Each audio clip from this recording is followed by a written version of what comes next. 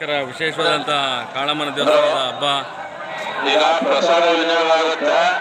ಎಲ್ಲ ಪ್ರಸಾದ ತಗೊಂಡು ಇಲ್ಲಿ ಕಾರ್ಯಕ್ರಮಕ್ಕೆ ಅಡುಗೆ ಕೆಲಸಕ್ಕೆ ದಯವಿಟ್ಟು ಎಲ್ಲ ಸಹಕಾರ ಕೊಡಬೇಕು, ಹೆಲ್ಪ್ ಮಾಡಬೇಕು. ಎಲ್ಲರೂ ಒಟ್ಟೊಗೂಡಿ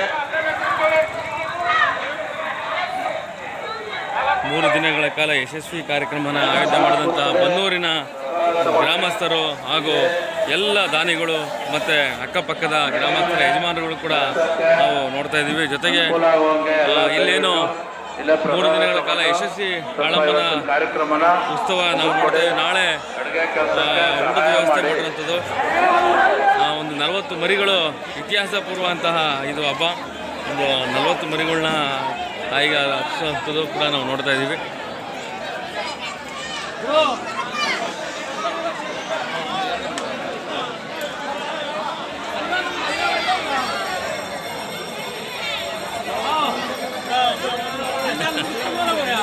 ಇದ್ದಲ್ಲ ಅಲ್ಲೇ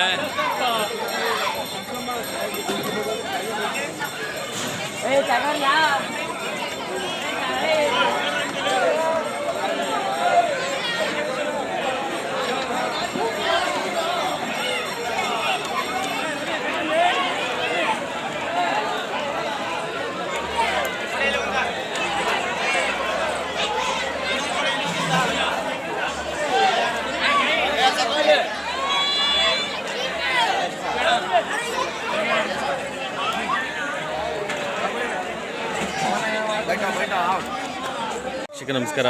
ನಾಳೆ ನಡೆಯುತ್ತಿರೋಂಥ ದಾಸೋಹಕ್ಕೆ ಈಗ ಚಾಲನೆ ಕೊಡ್ತಾ ಇದ್ದಾರೆ. ಈಗ ಸ್ಟಾರ್ಟ್ ಆದಂಥ ಏನು ಇಡೀ ದಾಸೋಹಕ್ಕೆ ಇವಾಗ ಬೆಂಕಿ ಸ್ಪರ್ಶ ಕೊಟ್ಟು ಎಲ್ಲ ನೋಡಿ ನಾಳೆ ಒಂದು 25,000 ಜನಕ್ಕೆ ಊಟದ ವ್ಯವಸ್ಥೆ ಮಾಡಿರೋಂಥ ಹೆಗ್ಗಳಿಕೆಯಲ್ಲಿ ಯಜಮಾನರುಗಳು ಅಗ್ನಿಸ್ಪರ್ಶ ಮಾಡ್ತಾ ಇರೋದು ಕೂಡ ನೋಡ್ತಾ ಇದ್ದೀವಿ. ಒಟ್ಟಾರೆಯಾಗಿ ನಾಳೆ ಇಡೀ ಬನ್ನೂರು ಹೋಬಳಿ ಜನಕ್ಕೆ ಕಾಳಮ್ಮನ ಹಬ್ಬದ ವಿಚಾರವಾಗಿ ಎಲ್ಲ ಗ್ರಾಮಗಳಿಗೂ ಕೂಡ ಆಹ್ವಾನ ಕೊಟ್ಟು ಅತಿ ದೊಡ್ಡ ಮಟ್ಟದ ಕಾರ್ಯಕ್ರಮನ ಆಯೋಜನೆ ಮಾಡಿರೋದು ಬನ್ನೂರಿನ ಹೆಗ್ಗಳಿಕೆ ಅಂತ ಕೂಡ ನಾನು ಹೇಳ್ಬೋದು. ಇಲ್ಲಿ ಕಾಳಮ್ಮನ ದೇವಸ್ಥಾನದ ಪ್ರತಿ ವರ್ಷದ ವಿಶೇಷವಾದಂಥ 3 ದಿನಗಳ ಕಾಲ ಉತ್ಸವ ಹಾಗೂ ಪೂಜಾ ಕಾರ್ಯಕ್ರಮದಲ್ಲಿ ಬನ್ನೂರಿನ ಎಲ್ಲ ಯಜಮಾನರುಗಳು ಯುವಕ ಮಿತ್ರರು ಕೂಡ ಸೇರಿಕೊಂಡಿರೋದು ವಿಶೇಷವಾಗಿ ನಾವು ನೋಡ್ತಾ ಇದ್ದೀವಿ. ಜೊತೆಗೆ ಇಲ್ಲಿ ತಾವು ನಾಳೆ ಮಧ್ಯಾಹ್ನ ಊಟದ ವ್ಯವಸ್ಥೆಗೆ ಈಗಲೇ ಎಲ್ಲ ರೀತಿಯಾದಂಥ ಸಹಕಾರ ಆಗ್ತಾಯಿದೆ.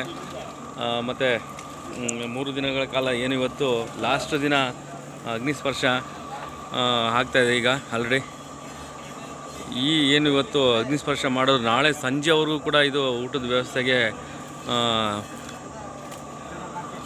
ಸುಮಾರು 20,000 ಜನಕ್ಕೆ ಒಂದು 40 ಮರಿಗಳನ್ನ ತಂದು ದೇವರಿಗೆ ಅರ್ಪಿಸೋಂಥ ಕೂಡ ಕೆಲಸ ಆಗಿದೆ. ಇವತ್ತು ರಾತ್ರಿಯೆಲ್ಲ ಪಾಪ ಎಲ್ಲ ಕೆಲಸ ಮಾಡ್ತಾರೆ ಎಲ್ಲ ಹುಡುಗರು ಮತ್ತು ಏನು ಜವಾಬ್ದಾರಿ ತಗೊಂಡಂತಹ ಮುಖ್ಯಸ್ಥರುಗಳು ಯಜಮಾನರುಗಳು ಕೂಡ ನಾಳೆ ಸಂಜೆವರೆಗೂ ಕೂಡ ಕಾರ್ಯಕ್ರಮದ ಆಯೋಜನೆ ಮಾಡೋದು ನಾವು ನೋಡ್ತಾ ಇದ್ದೀವಿ.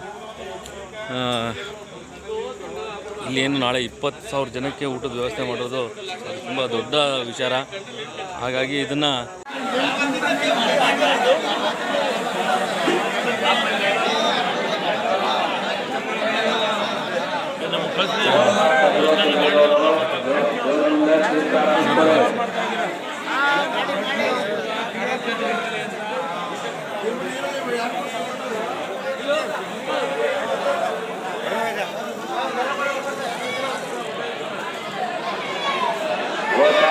ತಂದಿರೋರು ದೇವ್ರ ಮುಂದೆ ತೀರ್ಥ ಹಾಕಿಸ್ಕೊಳ್ಳಿ.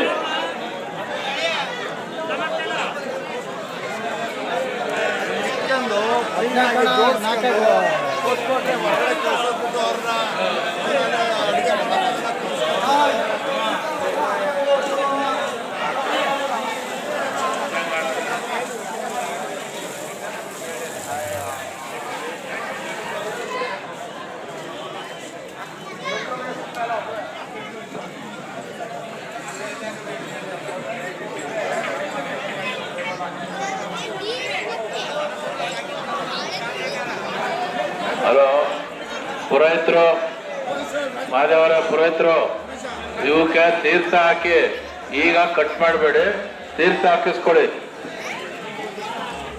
ಸತೀಶ ಈಗ ಎಲ್ಲ ಕೂತ್ ತೀರ್ಥ ಹಾಕ್ತು ಸ್ವಲ್ಪ ಈ ಪ್ರಸಾದ ವಿನಿಯೋಗ ಆದ್ಮೇಲೆ ಕಟಿಂಗ್ ಮಾಡಿ.